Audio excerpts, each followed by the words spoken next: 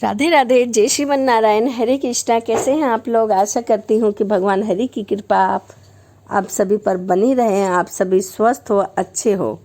तो चलिए इसी के साथ कथा को शुरू करते हैं। सत्य कितना महंगा है। एक ऋषि मुनि थे। वो वन में वर्षों से घोर तपस्या कर रहे थे। जंगली जानवर आसपास मंडराते रहते थे, पर महर्षि को मानो कोई खबर नहीं। आंधी तूफान आए पर महर्षि पूरी तरह बेखबर। स्वर्ग से अप्सराएं उतर आए उस महान तपस्वी की तपस्या भंग करने पर। मजाल है जो महर्षि का ध्यान भटके। लेकिन जब एक राजा अपना लाव लश्कर लिए जंगल में शिकार के लिए आए और उसने एक हिरन को मार गिराया और हिरन की दर्द भरी कराह पर महर्षि की तपस्या भंग हुई और उन्होंने क्रोध में जोर से ललकार कर कहा, कौन है वह दुस्साहसी जिसने मेरी वर्षों की तपस्या भंग कर दी है? उसने इस निहीर पशु का नहीं, मेरी तपस्या का आखेट किया है। कहीं वह तपस्वी कोई श्राप न दे दे। इसके डर से राजा उसके सामने नहीं आए। महर्षि ने क्षमा मांगते हुए कहा, हे ऋषिवर, मुझे पता नहीं था कि आप यहाँ पर तपस्या कर रहे हैं, अन्यथा मैं यहाँ कभी भी नहीं आता। महर्षि गुस्से में चिल्लाए, मेरी यह तपस्या का क्या जो वर्षों से मैं कर रहा था, तूने उसे एक पल में भंग कर दिया। मुझे मेरा तप लौटा, अन्यथा मेरा क्रोध का भागी तू बनेगा। मैं तुझे श्राप देता हूँ। राजा ने घबराकर तड़प कर कहा, नहीं महर्षि, जो चाहे दंड दे परंतु श्राप न दे। मेरी प्रजा नष्ट हो जाएगी। आप चाहे जो मेरे साथ करे, मुझसे बदला ले, सब कुछ कर ले, मेरा राजपाट, मेरी धन संपत्ति, मेरा वैभव, मेरा पुण्य। महर्षि ने राजा की कमजोर नब्ज पकड़ ली और पूछा, क्या है तेरा वैभव, क्या है तेरा पुण्य? धर्म। मैं आज तक धर्म पर अटल रहा हूँ, धर्म पर अटल रह सकेगा तू? ईश्वर की मुझ पर कृपा है तो दे अपना राजपाट, अपना कोष, अपना वैभव, सब मुझे दे दे। राजा ने कहा, हाँ मैं इसी क्षण देता हूँ। महर्षि ने पूछा, अपने वचन से तो फिरेगा नहीं? इसके बाद राजा के श्री मुख से जो वचन निकल गया वह हमेशा के लिए कि वंचित कहाकर रह गया। चंद्र टरे, सूर्य टरे, टरे जंगल व्यवहार, यह दृढ़ हरिश्चंद्र को टरे ये सत्य विचार। यह राजा थे अयोध्या के ऋषि वशिष्ठ के शिष्य, सच्चे प्रजापालक, सत्य और सत्यवादी के प्रतीक राजा हरिश्चंद्र। यह तपस्वी साधु थे महर्षि विश्वामित्र। और इसके बाद शुरू होता है सत्य कि अपने टेक पर टिके रहने और उसके बाद में कोई भी कीमत चुकाने का दृढ़ निश्चय। राजा हरिश्चंद्र ने अपना सारा राज्य महर्षि विश्वामित्र को सौंपकर अपनी पत्नी और बेटे के साथ वन को प्रस्थान किया। किंतु महामुनि विश्वामित्र का दंड इतना सरल कैसे हो सकता था? उन्होंने प्रस्थान करते समय राजा हरिश्चंद्र को टोका, तुमने अपना राज्य तो मुझे दे दिया, परंतु इसके बदले में दिया जो मैंने तपस्या करने के लिए छोड़ा था।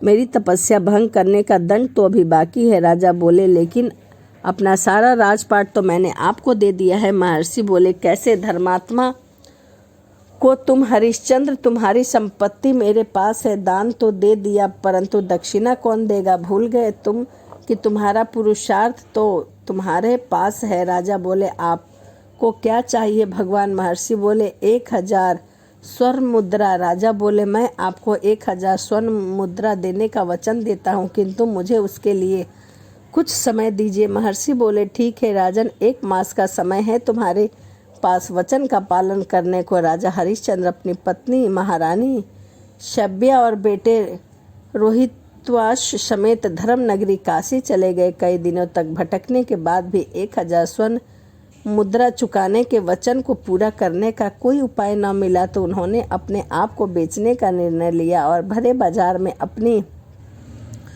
बोली लगवाई। वो बाजार में खड़े होकर आवाज लगाते रहे, सुनो सुनो धर्म नगरी काशी के वासियों, मुझे 1000 स्वर्ण मुद्रा की आवश्यकता आन पड़ी है, इसीलिए मैं अपने को बेच रहा हूँ। जो चाहे मुझे खरीद सकता है, मुझे अपना दास बना सकता है और मुझसे जो चाहे वह कार्य करा सकता है। फिर 1000 स्वर्ण मुद्रा। किंतु किसी ने भी न खरीदने में दिलचस्पी रखी, क्योंकि 1000 स्वर्ण मुद्रा में 100 दास आ जाएंगे। पत्नी ने देखा कि पति का भाव नहीं मिल रहा तो उसने अपना पतिव्रत धर्म निभाते हुए अपनी बोली लगाने में आ गई। सुंदर और जवान दासी के लिए 500 स्वर्ण मुद्राएं एक धनवान व्यक्ति ने दे दी और राजा हरिश्चंद्र की पत्नी को खरीद लिया। बच्चे ने भी साथ में जाने की जिद की। पहले तो व्यापारी ने साफ मना कर दिया, पर राजा हरिश्चंद्र ने जब यह कहा कि यह भी आपकी सेवा पूरी तन मन से करेगा तो स्वर्ण मुद्राएं और देकर व्यापारी उनके बेटे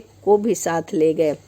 राजा ने दिहाड़ी पर खेती और मजदूरी के तमाम यत्न कर डाले, पर वांछित राशि जुटा पाने में असमर्थ रहे। आज 1 मास बीतने का आखिरी दिन था। राजा हरिश्चंद्र चिल्ला चिल्ला कर रो रहे, विलाप करने लगे। महर्षि विश्वामित्र उनके पास आ पहुँचे और कहते हैं, तो हरिश्चंद्र, धर्म के रास्ते पर चलकर तूने क्या कमाया? अब भी वक्त है, सूर्य अस्त होने में हार मान ले। तुझे तेरा राज्य, तेरी सेना, तेरा वैभव सब लौटा दूंगा। एक बार फिर राजा हरिश्चंद्र ने हुंकार भरी। चंद्र टरे, सूर्य टरे, टरे जगत व्यवहार, यह दृढ़ हरिश्चंद्र को टरे न सत्य विचार। सूर्य अस्त होने को है, पर अभी सूर्य अस्त नहीं हुआ है। मुझे विश्वास है जहाँ धर्म है विजय होगी। एक बार फिर राजा हरिश्चंद्र महानगरी काशी के बाजार में अपनी बोली लगवाने लगे। फिर 400 स्वर्ण मुद्राएं, सिर्फ 400 स्वर्ण मुद्राएं। मैं आपका दास, आपके कहे हुए हर कार्य का पालन करूंगा। सिर्फ 400 मुद्राएं हैं मेरी मूल्य बोली सुनकर खरीदने वाले लोग अपने हिसाब से कीमत लगा रहे थे। कोई बोले 100 मुद्रा दूंगा, कोई बोले 150, कोई बोले 200 से अधिक नहीं दूंगा। राजा हरिश्चंद्र परेशान होने लगे, किंतु भीड़ में से एक आवाज़ आई, 400 स्वर्ण मुद्राएं। राजा हरिश्चंद्र का चेहरा चमक उठा। भीड़ में से वह व्यक्ति निकल कर आया और राजा हरिश्चंद्र को बोला, मैं आपको 400 मुद्राएं देने के लिए तैयार हूँ, किंतु पहले मैं आपको बता दूं कि मैं डोम सरदार हूँ, मुर्दे को जलाता हूँ और शमशान घाट पर अपनी जीविका चलाता हूँ। क्या 400 मुद्राएं के बदले मेरा दास बनना आपको स्वीकार है? राजा हरिश्चंद्र हाथ जोड़कर भावुक होकर विनम्रता से बोले, हाँ, मुझे आपकी दासता स्वीकार है। इस प्रकार महर्षि विश्वामित्र का ऋण तो चुका दिया, पर अब वह शमशान भूमि में मुर्दों को जलाने वाले एक डोम बन चुके थे।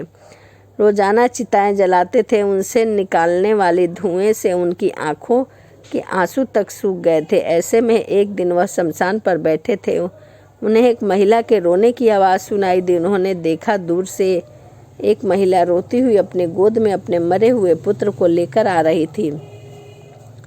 जब वह महिला नज़दीक पहुंची तो राजा हरिश्चंद्र ने देखा कि यह बल्कि कोई और नहीं, उन्हीं की पत्नी महारानी शब्या है और उनकी गोद में वह मृत बालक उनका ही पुत्र है। अपने पति को इस रूप में देखकर रानी ने रोते रोते क्रोध में ताना मारा, लीजिए महाराज, यह है आपके धर्म का मूल्य। मैंने अपना ऐश्वर्य खोया, पति खोया, पुत्र खोया और 2 दुहाई, धर्म की जगह धर्म वहाँ विजयी नहीं है, टूट चुके। राजा हरिश्चंद्र ने अपने पुत्र को उठाया, उसका मुख चूमते हुए उसे चिता पर लेटा दिया। फिर जलती हुई मशाल लेकर अपनी पत्नी के पास वापस आकर बोले, कर दो देवी, ताकि मैं अपने पुत्र की चिता को दूं, आग दे सकूं। रानी ने आश्चर्य का ठिकाना ना रहा, वह रोते रोते बोली, आपका भी पुत्र है? राजा बोले, देवी, मैं डोम सरदार का दास हूँ, शमशान कर लिया बिना किसी भी चिता को आग नहीं दे सकता हूँ, यह मेरे स्वामी की आज्ञा है। पत्नी रोते रोते विलाप करती रही और अयोध्या के राजा हरिश्चंद्र के पुत्र के पास आज कफन तक के पैसे नहीं थे, फिर भी आप मुझसे पैसे मांग रहे हैं? किस धर्म का निर्वाह कर रहे हैं आप? महाराजा बोले, जिस धर्म के लिए मैंने अपना राज्य छोड़ा, जिस धर्म के लिए मैंने अपने पत्नी को बेचा, जिस धर्म के लिए मैंने अपने पुत्र को बेचा, जिस धर्म के लिए मैंने स्वयं को बेचा, आपको बेचा, उस धर्म को आज कैसे छोड़ दूं? देवी, मैं स्वामी और सेवक के धर्म में बंधा पड़ा हूँ। देवी, कर लिए बिना मैं आपके पुत्र को चिता में आग नहीं दे पाऊंगा। रानी बोली, तो सम्राट हरिश्चंद्र, आप ही बताइए, मैं क्या बेचकर लाऊं? मैं शमशान कर। राजा बोले, जो कर नहीं दे सकती वो अपने वस्त्र का आधा हिस्सा कर के रूप में मुझे दो। रानी बोली, अपनी पत्नी को धर्म के नाम पर नंगा करना चाहते हो तो यह भी लो। ऐसा कहकर रानी ने अपनी साड़ी फाड़नी शुरू कर दी।